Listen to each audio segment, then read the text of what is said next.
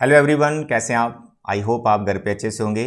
तो बच्चे, जैसे कि हमारा सेकंड चैप्टर चल रहा है रिलेशन एंड फंक्शन, तो आज हम इस चैप्टर की सेकंड एक्सरसाइज दैट इज 2.2 उसको कंप्लीट करेंगे। तो जो हमारी सेकंड एक्सरसाइज है वो टोटली डिपेंड करती है व्हाट इज रिलेशन। रिलेशन क्या होता है। जैसे आपने एक्सरसाइज 2.1 कंप्लीट कर ली। एक्सरसाइज 2.1 में जितने भी आपके क्वेश्चंस हैं वो टोटली एक ही टॉपिक पे डिपेंड करते हैं, that is Cartesian product of two sets.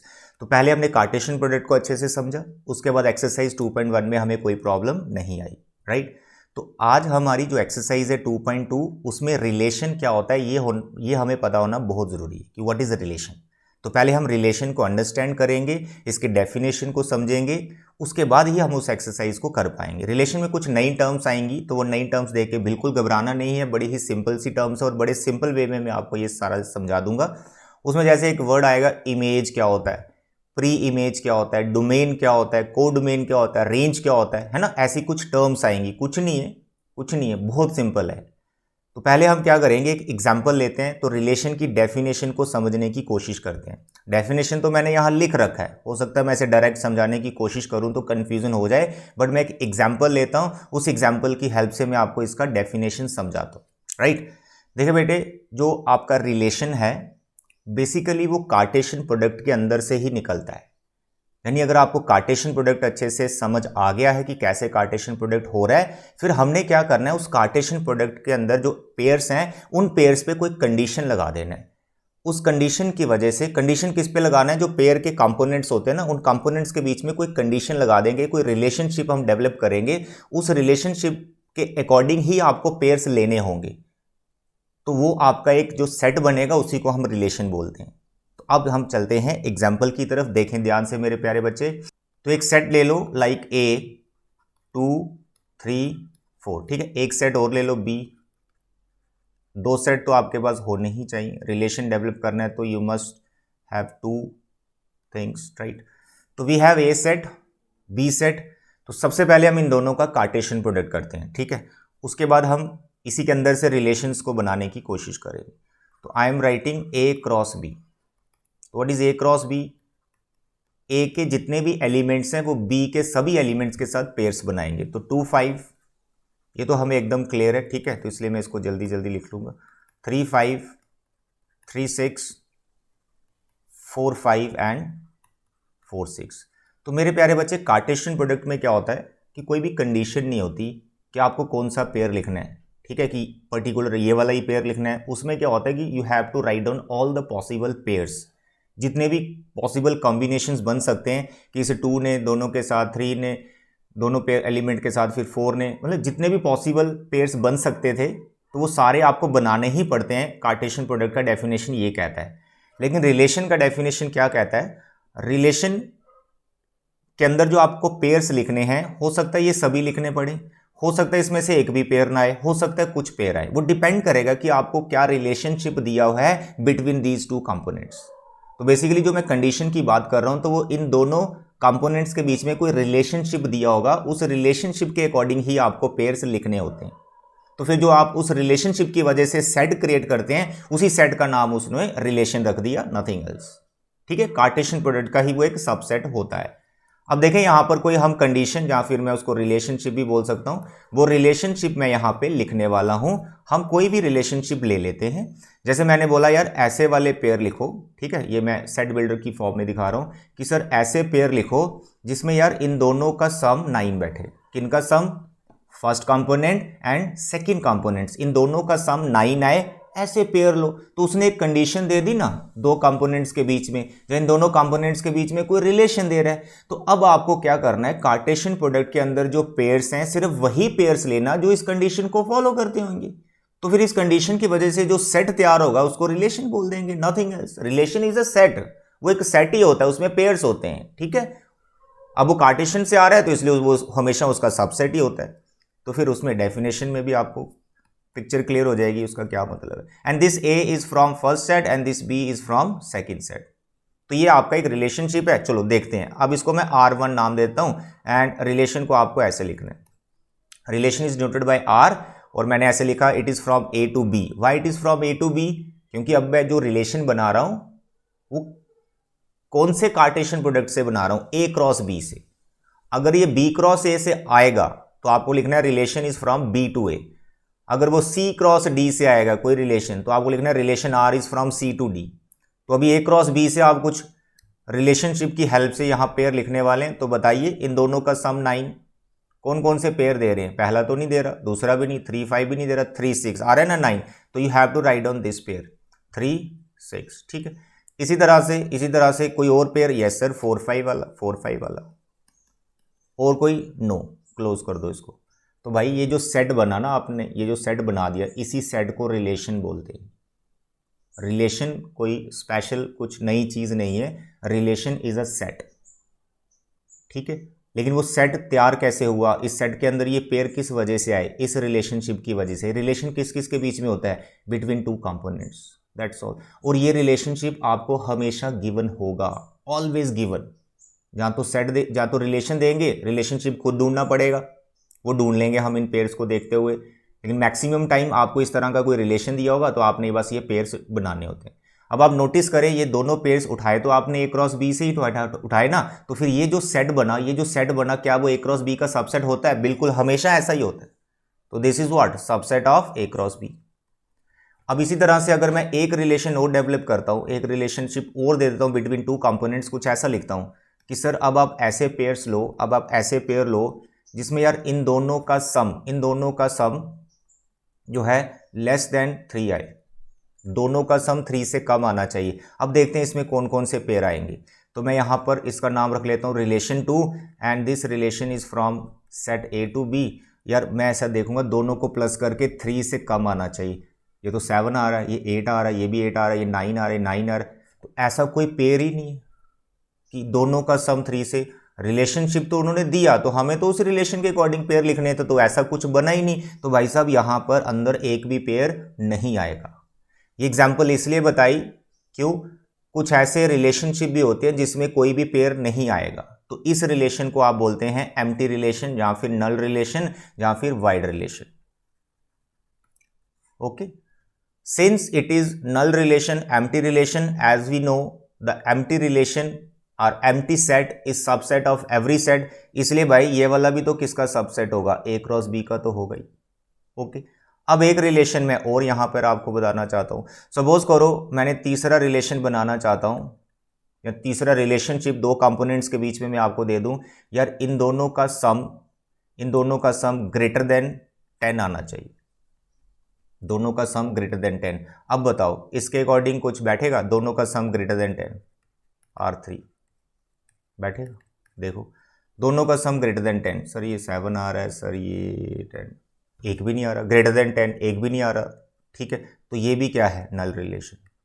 ये बार बार बता रहा हूँ, ये बीच में ऐसी एग्जांपल्स आती है, बच्चे कंफ्यूज होते हैं कि सर कोई पेयर ही नहीं बन रहा। अरे नहीं पेयर बन रहा तो उसको बोलो नल रिलेशन है, वो एम्प्टी रिलेशन है, दैट्स ऑल। ठीक है, एक रिलेशन में और यहाँ बनाना चाहता हूँ, एक रिलेशन और बनाता हूँ, fourth relation from A to B. Sir ऐसा रिलेशन बनाओ जिसमें इन दोनों का सम जहाँ तो 10 आए, जहाँ 10 से कम आए, और जो A है वो फर्स्ट सेट का एलिमेंट होना चाहिए और B जो है सेकंड सेट का एलिमेंट। तो इस कंडीशन के अकॉर्डिंग पेयर बनाना स्टार्ट कर दो। जैसे ही आप इस कंडीशन के अकॉर्डिंग पेयर बनाना स्टार्ट करेंगे, आप देखेंगे यार आपने वही पेयर लेने हैं जिनका सम 10 से कम हो। तो आप नोटिस करें इस एग्जाम्पल में इनका सम कितना है? 7 10 से छोटा है। इनका सम कितना है? 10 से छोटा है। इनका सम 10 से छोटा है। इनका सम 10 से लेस। इनका सम 10 से कम। इनका सम 10 या 10 से कम, तो इक्वल भी था वहाँ, तो 10 इससे आ रहा है। तो यानी ये सारे पेयर आपको उस रिलेशन में लेने पड़ेंगे। तो यहाँ पर आई एम राइटिंग हेयर 2 5 2 6, फिर 3 5 3 6, फिर 4 5 एंड 4 6, क्योंकि 10 वाला भी लेना है, लेस देन इक्वल टू 10 लिखा है। तो इस एग्जाम्पल को देने का ये मतलब है कि भाई कुछ ऐसे रिलेशंस भी होते हैं जो बिल्कुल कार्टेशियन प्रोडक्ट के इक्वल आ जाते हैं। देखो ये पूरा का पूरा कार्टेशियन प्रोडक्ट ही आ गया। तो क्या ये वाला जो सेट मैंने बनाया ये ए क्रॉस बी का सबसेट होगा? बिल्कुल होगा। Every set is subset of itself, तो भाई ये भी तो ए क्रॉस बी का सबसेट ही होगा। यहां से हम कंक्लूड ऐसा कर सकते हैं कि यार मैं जितने भी रिलेशन बना रहा हूं उससे जो भी सेट मेरा बन रहा है वो सारे के सारे ए क्रॉस बी के सबसेट ही होते हैं।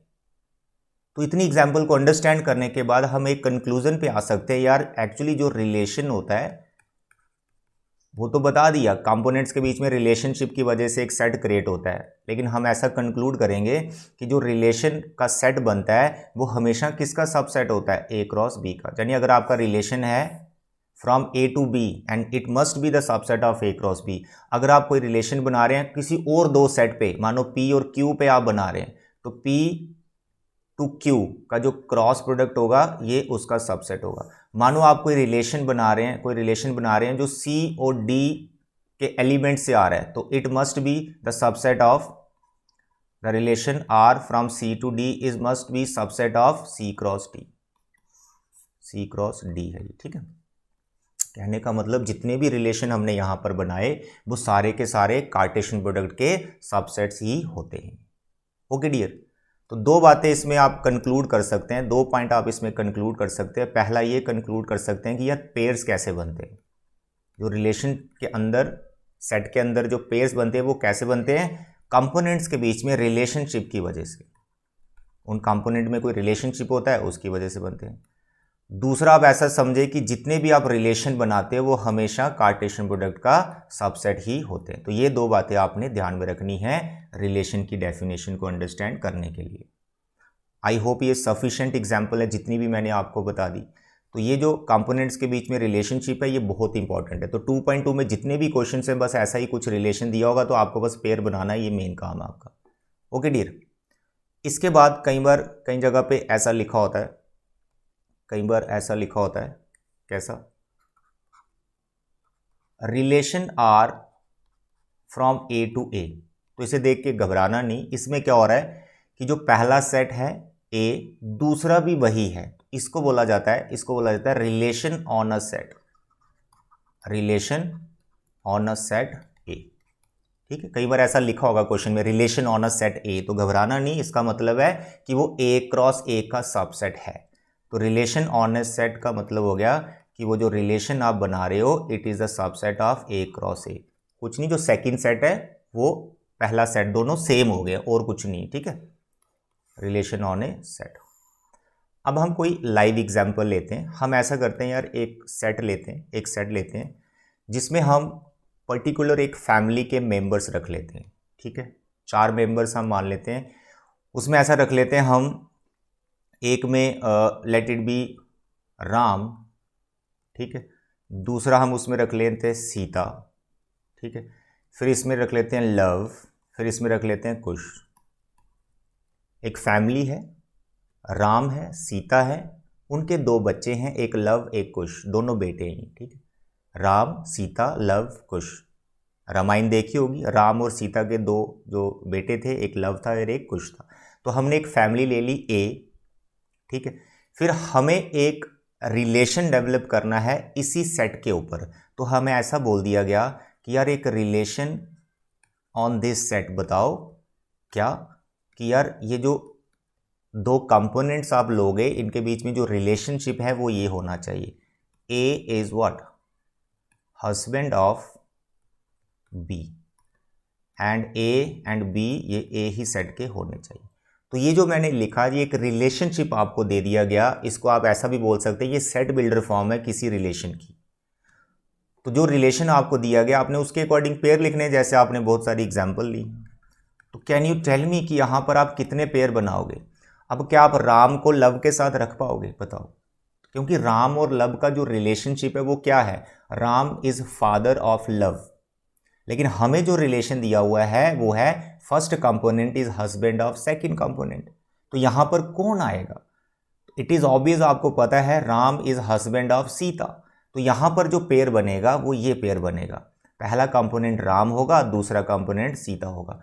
क्या आप इसको ऐसे लिख सकते हो Sita comma Ram? No, Sita is husband of Ram, sense ही गलत बैठ रही है।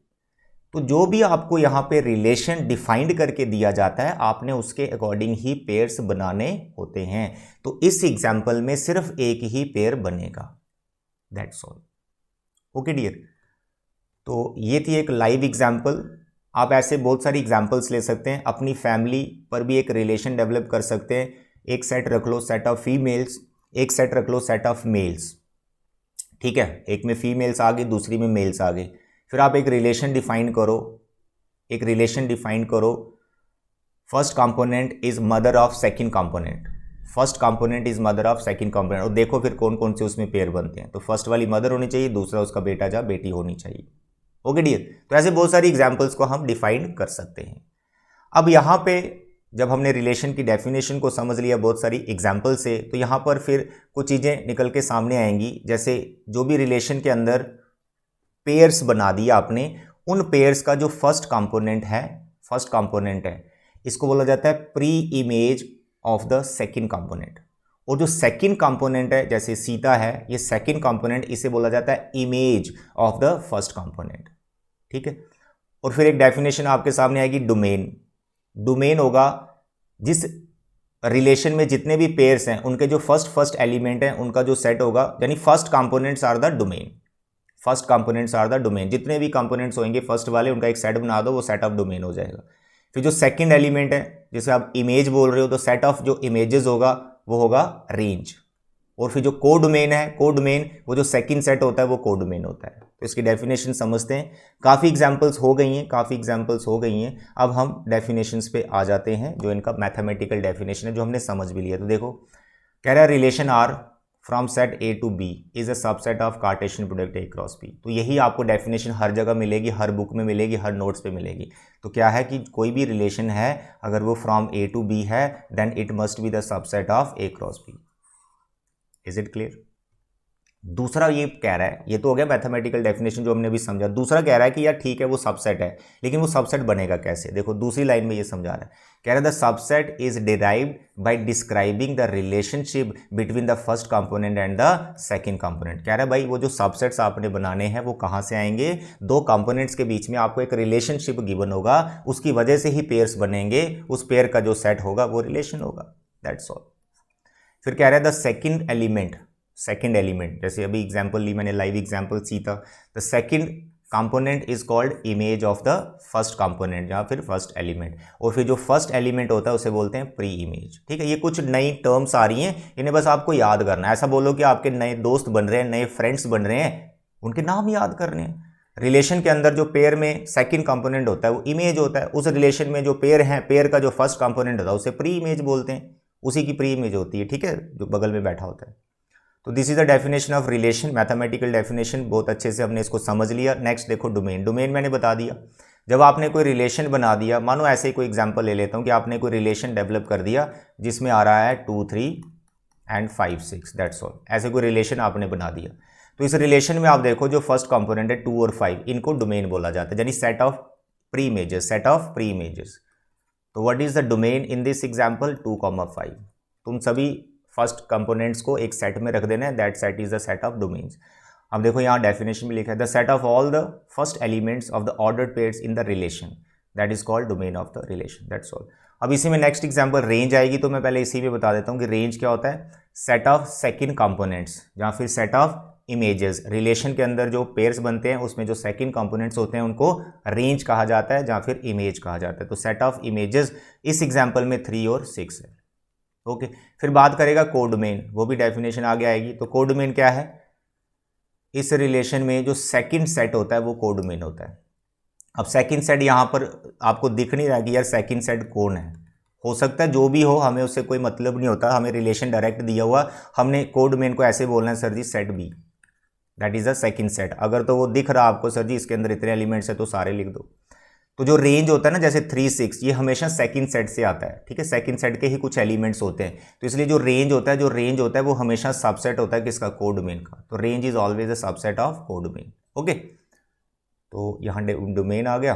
उसके बाद this is the definition of range and codomain जो आपको मैं समझा रहा था। Set of the second elements and the codomain the whole set B, यानी second set is called the codomain. तो range is always a subset of codomain. ये बराबर भी हो सकता है कोडोमेन के, कोई दिक्कत नहीं। तो अभी तक की डिस्कशन में हमने 5 टर्म्स सीख ली, image, pre image, domain, codomain and range, 5 चीज़ें। और साथ में हमने रिलेशन का डेफिनेशन अच्छे से क्लियर हो गया। अब जो एक्सरसाइज है, ऐसे चुटकी बजाओ खत्म, क्योंकि वहाँ पर एक रिलेशन डिफाइंड हो गया, आपने पेयर ही बनाने। बड़ा सिंपल है, बड़ा सिंपल। ठीक है,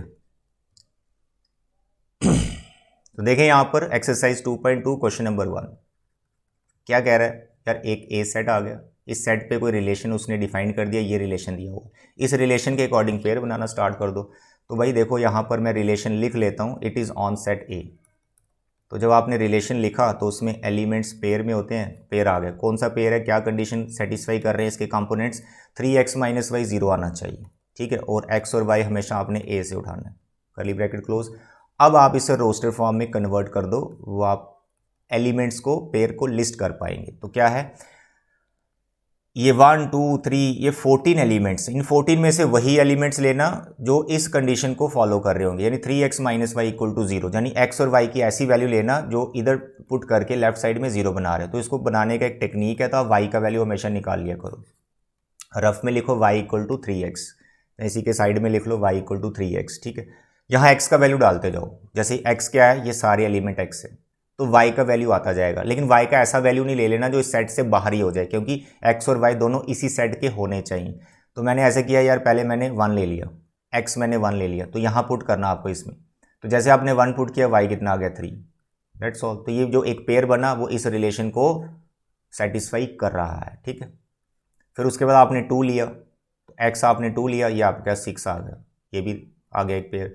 फिर आपने x 3 लिया, तो 3 3 ज़ा 9, y आपका 9 आया। फिर आपने x 4 लिया, तो 4 3 ज़ा 12, y 12 आया। अब क्या आप x 5 ले सकते हैं? अगर आप यहाँ पर x 5 लेते हैं तो y आपका 15 आता है। तो y जैसे ही 15 आया, क्या वो a सेट को बिलोंग कर रहा है? नो, 15 है ही नहीं a सेट में। तो इसलिए भाई आप यहाँ पे आप 5 पुट नहीं कर सकते, क्योंकि जो y निकलेगा वो सेट में नहीं होगा। तो इसलिए आपको यहीं पे इसको क्लोज करना पड़ेगा, दैट्स ऑल। तो ये जो हमें रिलेशन दिया हुआ था 3x minus Y equal to 0, तो इस इक्वेशन को सिर्फ ये 3 4 जो पेयर हैं यही सेटिस्फाई कर रहे हैं, ये x कोऑर्डिनेट है और ये y कोऑर्डिनेट।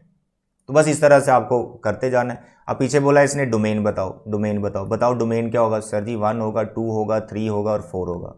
अब पूछेगा रेंज क्या है? रेंज बताओ। सेकंड बोले 3 है, 6 है, 9 है, 12 है।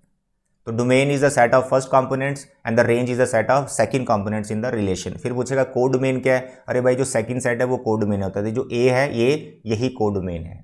ओके, तो ऐसे ही सारे एग्जांपल्स आपकी देखें आप, ये आपके लिए छोड़ रहे हैं। रिलेशन है x इज लेस देन 4, ठीक है, तो ये आपका एक रिलेशन आ गया, तो इसको भी आप कर सकते हैं। कोई डिफिकल्ट आता है तो वो मैं आपको करके दे देता हूँ। इसमें डिफरेंस अब ऑड लेना है, ए सेट है, बी सेट है, ऐसे पेयर लेना जिनका डिफरेंस करके ऑड नंबर आना चाहिए। पता है आपको ऑड नंबर क्या होते हैं? अब ये क्वेश्चन है ढंग से करने वाला। देखो इस क्वेश्चन में क्या बोल रहा है कि आपको ये एरो डायग्राम दिया हुआ है। कार्टेशियन में भी हमने देखा एरो डायग्राम कैसे बनाते हैं। तो ये एरो डायग्राम किसी रिलेशन का हमें दे दिया है, तो कह रहा है यार इस एरो डायग्राम की हेल्प से एक रिलेशन बनाओ और उसको सेट बिल्डर फॉर्म में लिखो। लिख लेते हैं। पहले आपको एरो डायग्राम को समझना पड़ेगा, अच्छे से समझो एरो डायग्राम को। क्या लिखा हुआ? देखो 5 किसके साथ कनेक्टेड है? 3 के साथ। 6 किसके साथ? 4 के साथ। 7 किसके साथ? 5 के साथ। क्या दिख रहा है आपको? कुछ खास बात दिख रही है? बिल्कुल। क्या यार, इनका जो डिफरेंस है वो 2 आ रहा है, दैट्स ऑल। इनका जो डिफरेंस है 2 आ रहा है। तो हम ऐसा करेंगे कि हम ये बोलेंगे सर इसके अंदर जो पेयर्स हैं, तो उसमें फर्स्ट कंपोनेंट और सेकंड कंपोनेंट का जो डिफरेंस है वो 2 आ रहा है, that's all. This is set builder form. लेकिन यहाँ ये बताना मत भूलना कि x कहाँ से लेना है। x फर्स्ट सेट से लेना है और y कहाँ से लेना है? वो सेकंड सेट से लेना है, दैट्स ऑल। तो this is what? Set builder form. फिर बोलेगा रोस्टर फॉर्म। यार ये जो कनेक्टेड वाले एरो आपको दिख रहे हैं, बस इन्हीं के पेयर यहाँ पर लिख दो, इन्हीं को लिख दो पेयर में। तो कैसे आएगा? 5 3 6 4 7 5 close. This is roster form.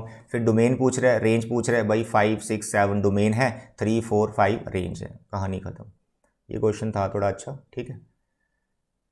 इसके बाद b is exactly divisible bye a। तो यहाँ पर यह जो सेकंड कंपोनेंट होगा ना वो डिविजिबल होना चाहिए completely. b is exactly divisible bye a। First component b को पूरा डिवाइड कर रहा होना चाहिए। देखो मैं ऐसे लिखता हूँ, मैंने लिखा 2,4।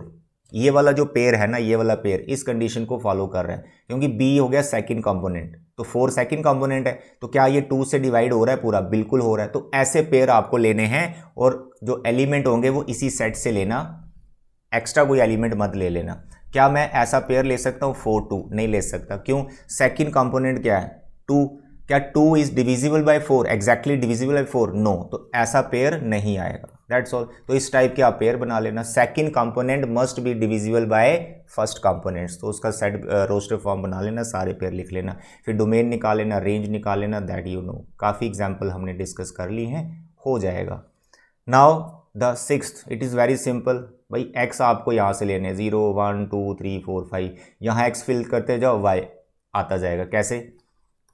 मैंने रखा यहाँ पे 0, एक्स इज 0, तो वाई बाई ये बनना चाहिए x + 5, तो 0 + 5 इज़ 5।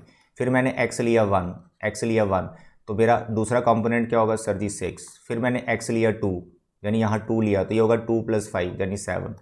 5 ज़्यादा है, सेकंड कंपोनेंट 5 ग्रेटर है पहले वाले से, बस ये कहानी चल रही है।